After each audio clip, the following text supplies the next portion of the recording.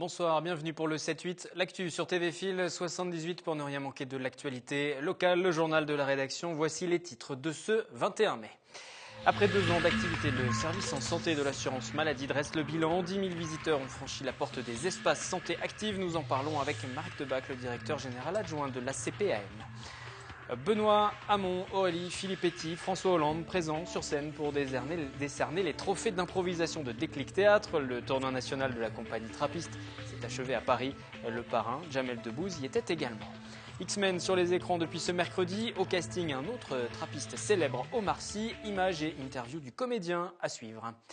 L'image du jour, c'est ce rappeur plaisirois surnommé Beretta 9 mm, interpellé tôt dans la matinée dans le quartier du Valibou, suspecté avec une douzaine d'autres personnes, également arrêté au Clé-sous-Bois et à Villepreux, de participer activement à un trafic de drogue, cocaïne, cannabis. Plusieurs milliers d'euros et des voitures ont été saisies dans son dernier clip dont vous voyez les images. Voyou crassi, Beretta 9 mm faisait l'éloge de la violence et des trafics en tout genre. Il aurait déjà été condamné pour des faits similaires par la justice. L'invité de ce 21 mai, Marc Debac, bonsoir. Bonsoir. Et bienvenue en plateau, directeur général adjoint de la CPAM 78, la caisse primaire d'assurance maladie des Yvelines. Voici 2 ans, vous lanciez ce dispositif Santé Active. Le bilan aujourd'hui, plus de 10 000 visiteurs sur les antennes dédiées à Poissy ou encore à Versailles. Et puis aussi plus de 3 000 adhérents au dispositif de coaching. On va juste commencer par rappeler comment fonctionne ce dispositif Santé Active que vous avez mis en place. Le dispositif Santé Active fonctionne de manière très simple sur la base du volontariat. Chaque assuré, à partir de l'âge de 18 ans, est invité à franchir les portes des 2 espaces existants à Versailles et à Poissy et de venir nous rencontrer pour nous exposer sa motivation à garder ou préserver son capital santé. Et tout ça est gratuit ? Tout ça est entièrement gratuit, financé par la caisse primaire et notamment l'un des pôles d'attraction, c'est de pouvoir bénéficier du bilan de nutrition avec une diététicienne, bilan gratuit pendant 1 heure. Alors le but pour la CPM, c'est de développer le prévenir plutôt que guérir, c'est ça ? Nous avons envie de nous adresser aujourd'hui à une population qui est encore en bonne santé et qui a envie de préserver son capital santé et de prendre de bonnes habitudes en termes de nutrition, en termes de préservation de la santé du dos ou en termes de santé du cœur. Et en effet, de vieillir le plus longtemps possible en bonne santé, c'est l'objectif que l'on se donne. Est-ce que c'est efficace ? Est-ce que vous ressentez déjà les effets sur les finances, par exemple ? Alors, pour l'instant, il est un peu trop tôt pour 2 ans seulement. 2 ans seulement. Nous allons mener, dans la deuxième partie de l'année 2014, une première évaluation économique qui nous montrera si nous sommes sur le bon chemin. En tout cas, les premiers retours qualitatifs de la part de nos assurés sont très positifs, car ils nous disent qu'ils ont retrouvé ou pris connaissance de bons réflexes à adopter pour la vie future. Justement, ces bons réflexes, les avez-vous ? Prenez-vous soin de votre santé ? C'est notre question du jour, micro-trottoir. En faisant du sport, en ayant une alimentation équilibrée et en essayant de ne pas manger trop gras aussi. Donc voilà, c'est un mix entre le sport et l'alimentation. On fait ce qu'on peut, pareil. On mange le plus sain possible, mais on ne sait pas ce qu'on mange alors. En mangeant équilibré, en faisant du sport. Je dois avouer que c'est pas quelque chose auquel je fais particulièrement attention en fait. Après, je mange pas des choses trop horribles ou j'essaye de faire des soins ou des choses comme ça. Pratiquant de l'exercice environ 1 heure par jour de marche et en mangeant pas mal de fruits et de légumes. Je fais régulièrement mes examens, analyse de sang, comment on appelle ça, mammographie.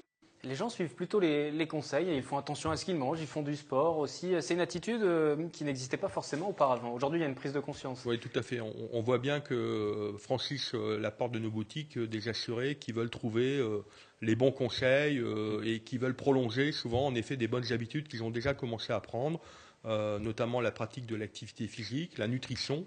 La filière nutrition est la filière qui rencontre le plus de succès. On a beaucoup de demandes pour ce parcours. Parce que les gens veulent comprendre comment manger équilibré, mais avec aussi des questions très simples. Peut-on manger équilibré pour pas très cher ? Et donc les ateliers les aident à progresser dans ce domaine. Vous répondez aussi à ces questions. Le programme Santé Active que vous développez s'articule pour la partie coaching, vous l'avez dit, autour de la nutrition, de la santé du dos, du cœur également. Ces choix, vous les avez faits parce que vous avez identifié les besoins spécifiques. Vous parliez de la nutrition, on l'a bien compris, mais sur le dos aussi, le cœur. Voilà, on s'aperçoit que dans le département des Yvelines, par exemple, sur la nutrition, même si le rapport n'est pas forcément évident, mais on a plus de 35 000 diabétiques. Donc on se dit qu'aujourd'hui, ne pas tomber dans le diabète, ça peut être important. Et puis, on avait beaucoup de remontées du terrain de la part donc de salariés qui nous disaient rencontrer des problèmes de dos. Beaucoup d'employeurs qui disaient nous avons beaucoup d'arrêts de travail de salariés qui sont victimes de lombalgie ou de dorsalgie. Et donc, travailler sur les bonnes postures. Apprendre à relaxer son dos, à en prendre soin, ça fait partie du programme. L'espace santé active, il y a 2 antennes actuellement dans le département, l'une à Poissy, l'autre à Versailles. Vous allez élargir sur d'autres communes, à Saint-Quentin-en-Yvelines par exemple. Voilà, nous avons une ambition en effet d'ouvrir un 3e espace. Nous avons un projet sur Saint-Quentin-en-Yvelines. Nous sommes dans l'attente des autorisations nécessaires pour le faire. Je pense qu'on aura de la visibilité au cours du 2e semestre de cette année. Pour autant, tous les bénéficiaires de Saint-Quentin peuvent déjà soit venir aux espaces de Versailles ou de Poissy, mais nous faisons également des ateliers délocalisés et nous avons la chance avec la communauté d'agglomération de Saint-Quentin d'avoir un partenaire extrêmement efficace qui relaie bien nos actions. L'antenne éventuelle sur Saint-Quentin-en-Yvelines sera installée où ? Elle sera située à quelques centaines de mètres d'ici, boulevard Vauban, puisque près du centre de sécurité sociale qui existe déjà. Près de Guyancourt et de Montigny-le-Bretonneux, ce sera l'occasion pour nous, salariés voisins, de venir vous voir également. Avec plaisir. Le but, c'est de faire des économies, ça on le disait tout à l'heure. Les finances, justement, de la Caisse primaire d'assurance maladie dans les Yvelines se portent bien, se portent mieux. On parle souvent du trou de la Sécu, des économies à faire. C'est l'occasion de vous poser la question. Disons qu'aujourd'hui, le contexte financier reste un contexte difficile. Il faut savoir que la Caisse primaire d'assurance maladie distribue quasiment 4 milliards de prestations d'euros dans l'année. Une bonne partie de ces prestations vont vers les prestations hospitalières. Et donc, en tout cas, nous avons un objectif fixé nationalement de maîtrise des dépenses extrêmement ambitieux, puisque cette année, le gouvernement nous demandera probablement de faire 2% ou moins de 2% d'évolution. Et donc, évidemment, c'est dans ce secteur-là qu'on oriente tous nos efforts. Ça fait combien financièrement parlant? Vous parliez de pourcentage, mais en termes d'euros, quel est le déficit aujourd'hui? De combien il faut le réduire?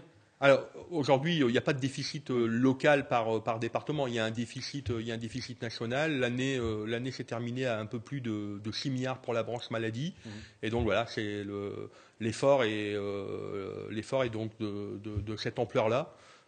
Évidemment, il ne se fera pas sur uniquement l'exercice 2014, mais de manière prolongée sur les 2 ou 3 années à venir. Même si les dépenses, en tout cas, ne sont pas faites par département, il y a des économies par département sur certains secteurs à faire. Aujourd'hui, vous devez réduire, on vous demande de réduire sur certains secteurs. En tout cas, on nous demande d'être très vigilants sur certaines dépenses, les dépenses liées aux indemnités journalières, liées aux arrêts de travail, donc c'est-à-dire l'arrêt de travail pris à bon escient. Des efforts également à réaliser en matière de frais de transport, par exemple. Et sur les prescriptions de médicaments aussi. Alors, sur les prescriptions qui sont pointés du doigt au niveau national. Ils prescrivent trop. Sur les prescriptions de médicaments, nous sommes évidemment peut-être pas encore suffisamment performants, mais en tout cas depuis 2 ans, la consommation de médicaments a tendance à ralentir. Au niveau national, c'est incontestable, et même au niveau du département, on constate aujourd'hui une prise de conscience. Et je pense aussi que les assurés sont plus méfiants par rapport à la prise de médicaments, et je pense qu'on peut y voir un effet des différentes affaires qui ont défrayé la chronique. Et puis ils prennent conscience aussi de l'importance de la santé, de se renseigner au quotidien. On en revient donc au dispositif Santé Active que vous avez lancé voici 2 ans. C'est le 2e anniversaire cette année, et forcément, comme tout anniversaire, ça se fête. Il y a eu déjà sur l'antenne de Versailles des manifestations de proposées. Là, ce sera à Poissy le 24 mai. Ça va se dérouler comment? Tout à fait. Samedi après-midi, sur la place Georges Pompidou, juste devant l'espace Santé Active. Notre animateur sportif, Jérémy, sera là toute l'après-midi pour animer des ateliers d'activité physique. Alors, divers et variés en fonction du public. Ça ira de la gymnastique douce, de la relaxation, des choses un peu plus actives. Et puis nos animatrices santé active seront également là pour accueillir la population. Il y aura dégustation de cocktails et de fruits de saison. Et puis évidemment, tous les nouveaux adhérents seront les bienvenus et on leur expliquera comment prendre soin de leur santé. C'est l'occasion de découvrir ces espaces santé active. Merci à vous. Je rappelle qu'ils fêtent leurs 2 ans de ce dispositif. Renseignements complémentaires sur le site internet Ma Santé Active, le site qui s'est affiché. Merci encore. On reste dans ce domaine de la santé. 7e année consécutive à la maison des parents de Trappes pour cette semaine Manger, Bouger. Une semaine qui donne les clés pour être en bonne santé, financée notamment par l'IPS, l'Institut de promotion de la santé, par l'Agence régionale de santé. L'action sensibilise tous les publics, des enfants aux parents, en passant par les personnes âgées. Yolène Thorez, Élodie Moine.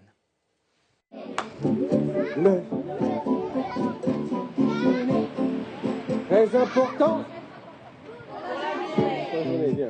Apprendre aux enfants les bons gestes du quotidien, on peut aussi le faire en chanson. Pour cette 7e édition de la semaine Manger Bouger à Trappes, la Maison des Parents et ses partenaires proposent un nouveau spectacle, Bien dans ses baskets. J'ai qu'à y penser à écouter. J'ai qu'à y penser à toucher. J'ai qu'à y maintenant on peut goûter. L'action s'est déroulée sur une semaine et a proposé différentes activités avec le même objectif, apprendre ou réapprendre les bases d'une alimentation équilibrée et d'une activité physique. La ville de Trappes s'inscrit en effet dans le plan national Nutrition Santé 2.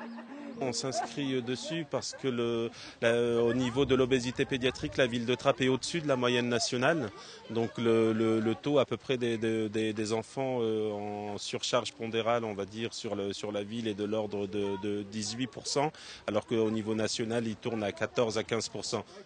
Si la ville enregistre une légère baisse de l'obésité ces dernières années, elle poursuit son action pour être au moins dans la moyenne nationale. On pousse. La même chose devant. Ce jour-là, seulement 3 courageuses ont accepté de relever le défi. Durant 45 minutes, entre midi et 2, place au cours de renforcement musculaire dans les locaux de la mairie. Objectif, inciter le personnel municipal à pratiquer une activité physique régulière. Le fitness, c'est assez complet, on peut travailler tout le corps assez rapidement et sans trop de matériel, donc c'est assez rapide sur le temps du midi à faire. Bloqué, talon fesse, plus dur, on inspire, on souffle. 1, 2, gardez bien le genou en l'air. Encore. 4. Étant donné que c'est la semaine Manger-Bouger, j'ai profité de cette occasion justement pour me bouger. Je vais quand même tous les midis faire un petit peu de marche. Et là, l'opportunité était là et donc je suis venue pour me bouger un petit peu. Et j'en ai besoin. Je trouve que c'est important avant l'été et pour après pouvoir le refaire chez moi. Donc ça permet de connaître les exercices pour après continuer. La semaine Manger Bouger, une action intergénérationnelle qui s'adresse donc aussi bien aux enfants qu'aux adultes. Ici, au foyer Fourcassa, les seniors ont aussi leur atelier. On a le produit céréalier, le produit laitier et le fruit. Ça, c'est la base du petit déjeuner idéalement équilibré. Une nutritionniste est venue échanger avec eux sur l'équilibre alimentaire. Parmi les sujets évoqués, la prévention de l'ostéoporose, l'importance de se faire plaisir, mais pas seulement. On a parlé sur la famille des viandes, poissons, œufs, qui sont vraiment importantes pour préserver la fonte musculaire et donc prévenir la dénutrition, qui est quand même très fréquente chez les personnes âgées, puisqu'il y a à peu près 3 à 4% des personnes âgées à domicile qui sont dénutries, et les chiffres sont bien plus importants, puisqu'on a 50% en institution. L'objectif était aussi de casser les idées reçues. Vieillir, par exemple, n'implique pas nécessairement de manger moins. Or, c'est faux, les besoins restent les mêmes, voire même supérieurs pour certaines familles d'aliments. Ça permet de remettre quelque chose qu'on oublie facilement et qu'on a tendance à vouloir oublier, de toute façon. Au total, sur la semaine Manger Bouger, environ 600 enfants et 300 adultes ont pris part aux différents ateliers. Rendez-vous l'année prochaine pour une nouvelle édition. L'Institut de promotion de la santé à Saint-Quentin-en-Yvelines qui organise demain, jeudi 22 mai, une journée de dépistage des cancers cutanés entre 9h et midi et 14h et 17h. 2 dermatologues vous recevront gratuitement dans leurs locaux à Trappes, l'IPS situé le long de la Nationale 10 à hauteur de la mairie. On quitte le domaine de la santé pour celui de l'environnement, le biomimétisme. Cela ne vous dit peut-être rien. Pourtant, la ville de Vélizy-Villacoublay s'y convertit tout doucement. Pour résumer cela simplement, le biomimétisme, c'est imiter le rythme de la nature. Une exposition se déroule actuellement. Jérémy Ebras, Olivier Maniscalco, Jonathan Villeman s'y sont rendus. Et si la plus belle source d'inspiration était la nature? C'est la question qui est posée à Vélizy. Jusqu'au 23 mai, à Londres, une exposition sur le biomimétisme permet d'aborder cette problématique. Mais qu'est-ce que le biomimétisme? D'où vient cette notion? Le biomimétisme, ça a été théorisé par une scientifique américaine en 1997. Et ça théorise en fait cette démarche qui est comment on peut s'inspirer du vivant pour produire des services, des biens, ou en l'occurrence, comme on veut le faire à Vélizy, une ville durable. En France, la ville biomimétique est encore balbutiante. Aucune commune ne peut d'ailleurs revendiquer ce qualificatif. Mais comment peut se traduire concrètement le biomimétisme à l'échelle de la ville? Vous avez des réalisations concrètes, par exemple comme les biofaçades, donc l'intégration de cultures de microalgues qu'on intègre aux façades de bâtiments. Culture de microalgues d'un côté, bâtiments de l'autre, ont tout intérêt à s'associer puisque l'un consomme du CO2, produit de l'oxygène, les microalgues, par la photosynthèse. Le bâtiment, nous-mêmes, on produit beaucoup de CO2, on ne sait pas quoi en faire, et on a besoin d'oxygène, et puis on est à peu près dans les mêmes ambiances thermiques. Et donc ça a mené effectivement à l'invention de ces biofaçades. La première biofaçade devrait voir le jour à Nantes en 2015, un projet que le gouvernement soutient financièrement.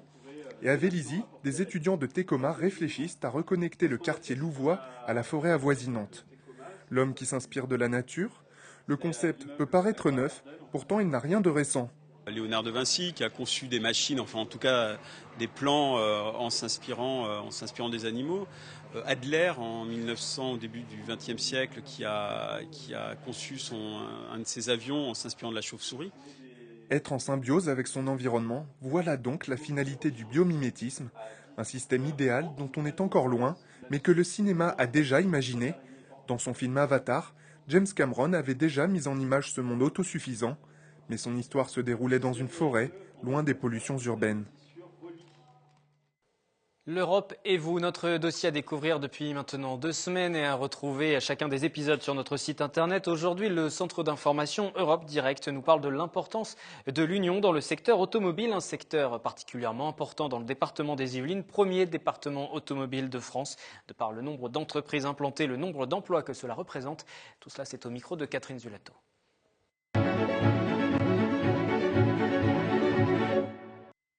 Alors l'Europe a tout d'abord imposé ce qu'on appelle une immatriculation commune. Alors tout simplement, ça vise à lutter contre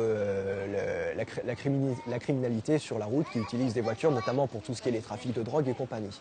Donc tout simplement, une immatriculation commune, un fichier commun, tout simplement pour faciliter le travail des forces de police, pour accélérer l'identification des voitures, notamment par exemple tout ce qui est les criminels, tous les chauffards en fait qui roulent à 150 à l'heure sur l'autoroute alors qu'ils ne devraient pas. Voilà. Donc ça, c'est une première possibilité. L'Union européenne a aussi standardisé le permis de conduire. Alors on a toujours l'habitude de notre petit papier rose, mais maintenant l'Union européenne s'est surtout rendu compte d'une chose, c'est que ce papier, quand on le met dans la poche et que le jean passe à la machine à laver, c'est délicat, le permis de conduire souffre et est détruit et on n'a pas de duplicata qui est délivré. Donc l'Union européenne a tout simplement imposé un permis de conduire commun qui est donc sous le format du carte de crédit qui est normalement en plastique. Et donc là aussi ça aide tout simplement le travail des forces de l'ordre pour tout ce qui est le contrôle des véhicules. Les premiers permis sont en train d'être délivrés et normalement, pas d'inquiétude pour ceux qui ont encore le papier rose, tout simplement lorsqu'ils devront faire le renouvellement du permis, ils auront le permis de conduire européen. Voilà.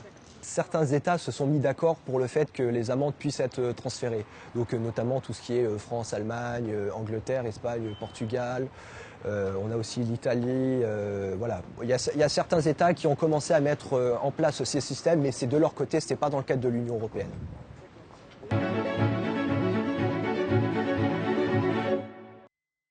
Prochain épisode de l'Europe et vous, ce sera demain dans le journal à 18h, comme chaque soir. Du sport solidaire pour sa 3e édition, le trophée UNICEF de golf faisait étape vendredi sur le parcours du Blue Green de Saint-Quentin en Yvelines. Un tournoi à dimension caritative. Chaque joueur devait verser 15 € de droits d'inscription, entièrement reversés à l'UNICEF.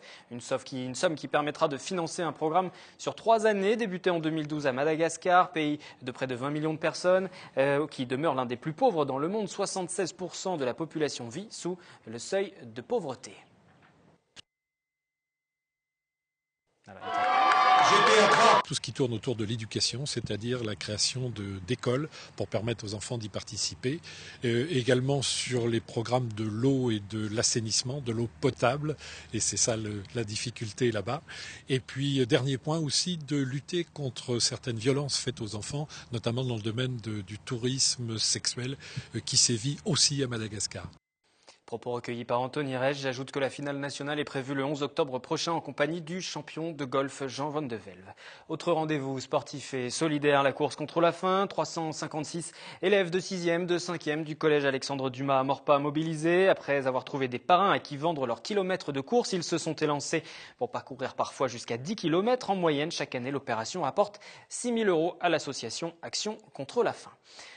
Du cinéma aujourd'hui dans les salles, le blockbuster américain X-Men et au casting Omar Sy. Le trappiste lance sa carrière américaine, son interview et les premières réactions des spectateurs. Le fauteuil de Professeur X est beaucoup plus facile à pousser que le fauteuil de François Cluzet parce que pour le coup il se pousse tout seul. Alors, c'est autre chose ça, non? Ça c'est autre chose, ça c'est sûr. Ah ouais hein? Appelez-moi par mon prénom, je réponds plus. D'Intouchable à X-Men, Omar Sy a traversé l'Atlantique et se découvre de nouveaux talents, de la comédie au film d'action, avec pour ce premier essai hollywoodien à ses côtés Hugh Jackman ou encore Jennifer Lawrence. Omar Sy, lui, campe Bishop, un personnage apparu pour la première fois dans les comics originaux en 1991. On est dans un présent apocalyptique où les mutants sont pourchassés par une sorte de robot qu'on appelle les sentinelles qui arrivent à les détecter et qui sont programmés pour les tuer. Charles. Franchement, il se débrouille, on y croit. Au début, j'avais un peu peur quand je suis arrivé dans la salle, mais bon, il n'a pas énormément de répliques non plus, mais il se tient, il n'y a vraiment pas de souci. Bon, on le reconnaît pas, il est franchement époustouflant. C'est un grand acteur, hein, l'avenir prometteur. Bon, Omar, n'oublie pas de revenir en France pour nous refaire quand même quelques films. Casse-toi!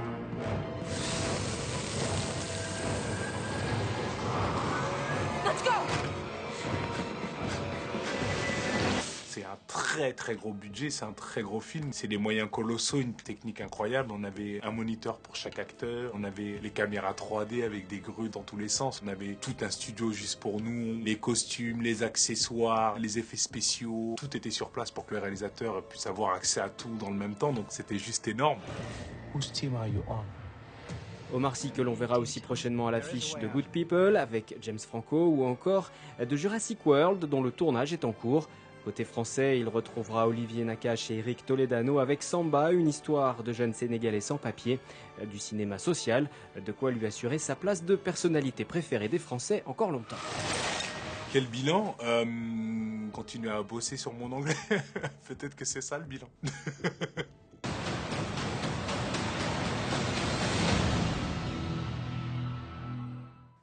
Et pour terminer ce journal, nous partons une nouvelle fois pour Cannes. En partenariat avec Radio Sensation, Nicolas Kirillovitz, Franck David ont rencontré aujourd'hui Quentin Dupuis. Il est originaire de Plaisir. Il présente un nouveau court-métrage au Short Film Corner, un espace dédié au court-métrage. À 23 ans, il présente Intact, un film pour lequel il se glisse également dans la peau d'un comédien. L'histoire de survivants qui découvrent une maison épargnée par le temps sur une terre ravagée par les zombies. Être présent à Cannes, c'est pour lui profiter d'une vitrine médiatique, prendre des contacts pour réaliser son rêve, faire enfin un long métrage. Ce court métrage s'appelle Intact. Ça dure une dizaine de minutes. C'est 2 survivants dans un monde apocalyptique de zombies, où les zombies ont envahi la planète. Et ces 2 survivants-là découvrent une maison abandonnée, comme tant d'autres qu'ils ont vues, sauf que celle-là est quasiment intacte et risque de bien changer leur vie à tout jamais. On est bien ici, non? Te sentir vivant, ça t'est pas arrivé depuis combien de temps? Lâche-moi! Lâche-moi, putain! L'avantage de l'exposition au Short Film Corner, c'est le Festival de Cannes, qui est un des plus gros festivals au monde et un des plus gros marchés du film. Donc ça permet d'être référencé à Cannes, ça permet d'obtenir les accréditations, ça permet donc de pouvoir être présent ici. Et c'est vraiment une vitrine en fait, c'est une marque de qualité, de dire que voilà, on était présent au Short Film Corner et de pouvoir rencontrer des investisseurs, des distributeurs, des acheteurs, enfin vraiment toutes les personnes qui font le cinéma du côté business sont présentes ici et ça permet de les rencontrer, de pouvoir de pouvoir se mettre en valeur et de pouvoir faire la promotion de son travail, en fait, tout simplement, et d'essayer de préparer, on va dire, le projet suivant, la marche suivante, l'étape suivante. Le précédent court-métrage a été sélectionné dans plusieurs festivals et j'en ai gagné 2. Un à Cannes qui s'appelle Tous en short, d'ailleurs qui rediffusera mon film samedi à l'Hôtel Eden. Et j'en ai gagné un autre à Metz, le prix du jury à Metz au festival Les Petits Claps, qui était un festival de films franco-allemands. Et c'est vrai que le fait d'avoir été pris au Short Film Corner permettait aussi, quand je postulais à des courts-métrages, de dire voilà, c'est pas un film que j'ai fait dans mon garage en 5 minutes, que c'était du travail sérieux. Et ça permet d'aider à pouvoir être nominé quelque part. Prochain journal en direct jeudi 18h. Soyez prudents ce soir. Un bulletin de vigilance orange a été émis par la préfecture des Yvelines en raison de violents orages qui pourraient se poursuivre jusqu'à 23h. Pluie intense, grêle, rafales de vent. À demain.